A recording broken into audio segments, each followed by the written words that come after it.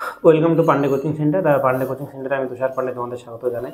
তো আজকে আমরা পরিচয় করে নেব যে শুভদীপ দাস ও 2023 সালের যে কলকাতা পুলিশের রিক্রুটমেন্ট, মানে 2024 সাল কদিন আগেই রেজাল্ট আউট হলো এবং ও এখানে সাকসেস পেয়েছে। তো ও খুব খুশি এবং তার সঙ্গে আমরাও খুব গর্বিত এবং খুশি, কারণ ঠিক এর আগের বার ডাব্লিউপি যে রেজাল্ট আউট হয়েছিল ওখানে ইন্টারভিউ থেকে ও সিলেকশন পায়নি। তো তখন ওর যে যে মানে তখন একটু স্বাভাবিক ফ্রাস্ট্রেটেড হয়ে গেছিল, সেখান থেকে ওভারকাম করে আজকেও সাকসেস পেলো। তো আকাশ, তুমি সরি শুভদীপ, যাদের ডাক নাম আকাশ আর কি, তুমি যে এই যে তোমার যে লং জার্নি, তুমি সাকসেস পেলে, পরিশ্রম করলে, প্রিপারেশন নিলে, অনেক রাত জাগা, তো এই তুমি সেই সম্পর্কে যদি একটু বলতে, যে তোমাদের যে ছোট ভাই বোনেরা রয়েছে, তো তারা তোমাদের এই কিভাবে প্রিপারেশন নিলে ওরা কম সময়ে সাকসেস পায় বা সেই জায়গায় আলটিমেটলি পৌঁছানো যাবে, তো সেটা যদি একটু শেয়ার করতে ভালো হতো।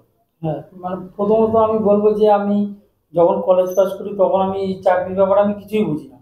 এবার তখন আমার একটা ইচ্ছা ছিল যে আমি পুলিশের চাকরি করব, বা আমার দাদা বা অন্যদের দেখে আমি যেটা জানলাম যে আমি মনে করলাম যে সেটা আমি পারবো। এবার সেই কারণে আমি তখন পান্ডে কম্পিটিটিভ কোচিং সেন্টারের কথা জানতে পারি। তখন আমি ওইখানেই আমার সবই হাতে করি ওইখানেই। আর আমি প্রথম দিন এসেই তোমার সাথে প্রথম দেখা করি, এবং তারপরেই আমি মানে বুঝলাম যে চাকরিটা কিরকম বা কি করতে কিভাবে হয় প্রিপারেশন নিলে হ্যাঁ সুবিধা সেটা। হবে। এবার তারপরে থেকে তো আমি মানে সবই তোমার কাছ থেকে শেখা। আর আমি একটা কথাই বলবো যে আমি সবসময় এটাই বলি যে মানে হয়তো বনগাঁও থেকে শিয়ালদার মধ্যে যদি অঙ্কের যদি কোনো ভালো মাস্টার থাকে, সেরা হচ্ছে একমাত্র তুমি, মানে আমার চোখে দেখা সেরা। মানে পুরো শেখাটাই, আর পুরো বেস থেকে শুরু করে এখনো পর্যন্ত সাকসেস পর্যন্ত সেরা। তার পাশাপাশি এখানে অন্যান্য মাস্টাররা আছে।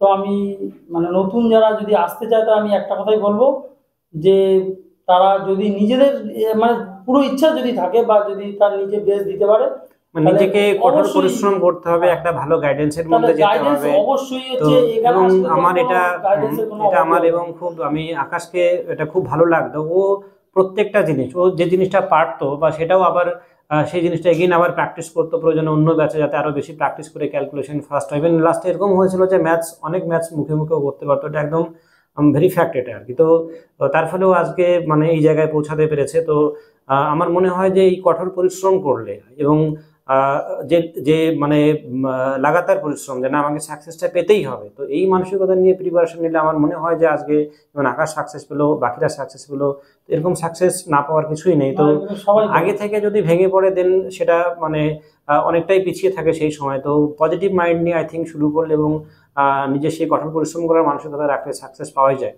তো যেটা আমরা আকাশকে দেখলাম, ও এর আগের বার যখন ডাব্লিউবিতে ও মানে সিলেকশন পেলো না ইন্টারভিউ থেকে, তখন ওর মধ্যে ফার্স্টেশন এসেছিল এবং ওকে আমি একটা কথা বলেছিলাম আকাশকে সামনে দাঁড়িয়ে, যে আকাশ, যে খারাপ লাগবে জানি, বাট তুমি মানে ইন ফিউচারে এটা ভাবো যে আরো ভালো কিছু ওয়েট করছে, এবং তার ফল ও পেয়েছে।